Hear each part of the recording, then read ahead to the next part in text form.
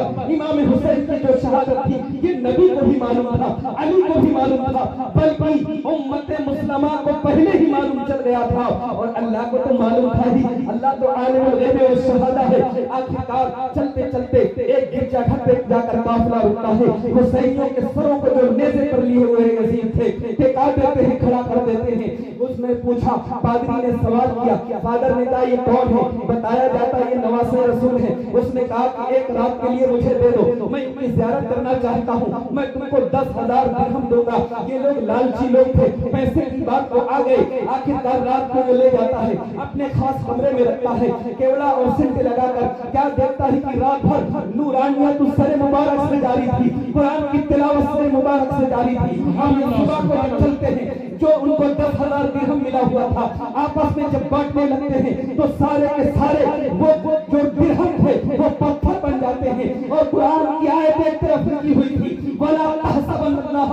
غَافِلًا عَمَّا يَعْمَلُ الظَّالِمُونَ، اور دوسری طرف لکھی ہوئی تھی وَسَيَعْلَمُ الَّذِينَ ظَلَمُوا أَيَّ مُنقَلِبٍ يَنقَلِبُونَ۔ یزیدی اتنا دیکھنے کے بعد بھی پریشان نہیں ہوتے ہیں، قافلہ پھر آگے چلتا ہے۔ اب دمشق کی طرف چل رہے ہیں، چلتے چلتے ایک مقام پر ان لوگوں کو بھوک لگتی ہے کہ چلو کھانا کھاتے ہیں۔ ایک اونٹنی حسینی قافلے سے لوٹا تھا، اس کو ذبح کر دیا جاتا ہے۔ آخرکار سارے لوگ دستر لگا کے جب بیٹھتے ہیں، جیسے ہی کھانا کھانے کی شروعات کرتے ہیں، اللہ اکبر، تاریخ میں آیا ہے کہ وہ کھانا کھانا نہیں بلکہ ان کی پلیٹوں میں سارا خون بن جاتا ہے۔ یہ ان کے لیے دنیا میں ہی عبرت شروع ہو گئی تھی۔ چلتے چلتے جب ملک شام کی طرف جاتے ہیں، دمشق کی طرف بڑھتے ہیں، وہاں پہ اعلان کر دیا گیا تھا کہ کچھ باغی آ رہے ہیں جنہوں نے امیر المومنین یزید کی بغاوت کی ہے۔ سارے شہر کو سجا دیا گیا تھا، عورتیں ہجوم کی طرف دیکھنے کے لیے اپنے چھتوں پہ بیٹھی ہوئی تھی، کیونکہ اگر کوئی پروسیشن نکلتا ہے،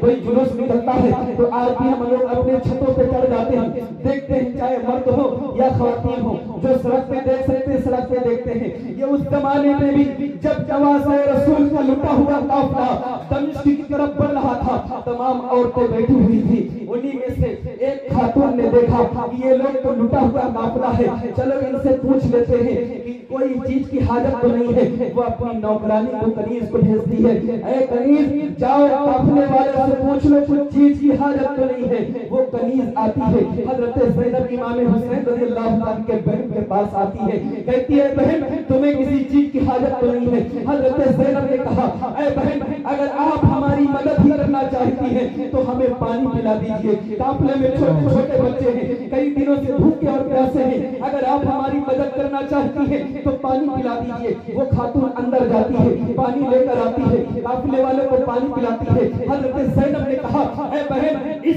ہمارے بے وطنی میں ہمارا یہاں کوئی نہیں ہے، ہم تیری کوئی مدد نہیں کر سکتے، لیکن کل بروز محشر اگر مدد کرنے کی بات آ جائے گی تو ہم اپنے نانا جان مصطفیٰ جان رحمت صلی اللہ علیہ وسلم کی بارگاہ میں تیری شفاعت ضرور کرا دیں گے۔ آخرکار وہ اللہ کہتی ہے اپنے مالکین کے پاس جاتی ہے کہ وہ عورت اتنی بڑی بات بول رہی ہے۔ اب مالکین نیچے اتر کر آتی ہے اور کہتی ہے اے بہن تم یہ کیا بات بول رہی ہو؟ انہوں نے کہا کہ ہم لوگ بے وطن میں ہیں، ہمارا یہاں کوئی سہارا نہیں ہے، یہ یزیدی لوگ ہمیں یہاں سے قید کر کے لے جا رہے ہیں، بیم کر کے لے جا رہے ہیں۔ آخرکار اس نے کہا تو پانی تو پلانا ہم نے مدینہ سے سیکھا ہے، پانی پلانے کا نام تو ہم نے مدینہ سے سیکھا ہے۔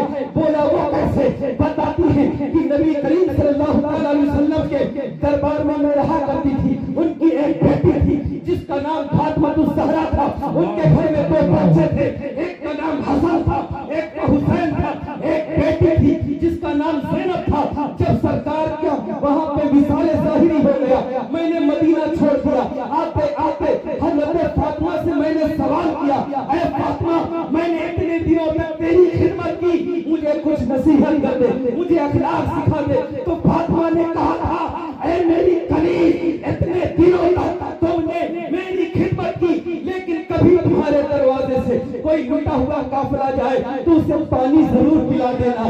یہ بات میں نے مدینہ سے سیکھی ہے۔ آخرکار جب اتنا سنتی ہے تو حضرت زینب رو پڑتی ہے اور کہتی ہے بہن جس فاطمہ کی تو بات کر رہی ہے وہ فاطمہ کی بیٹی میں زینب ہوں، جس زینب کی دیکھ رہی ہے وہ سر حسین ہے، اور جو نصیحت اس کو کی گئی تھی وہ آج کے دن کے لیے لیے کی گئی تھی۔ اللہ اکبر۔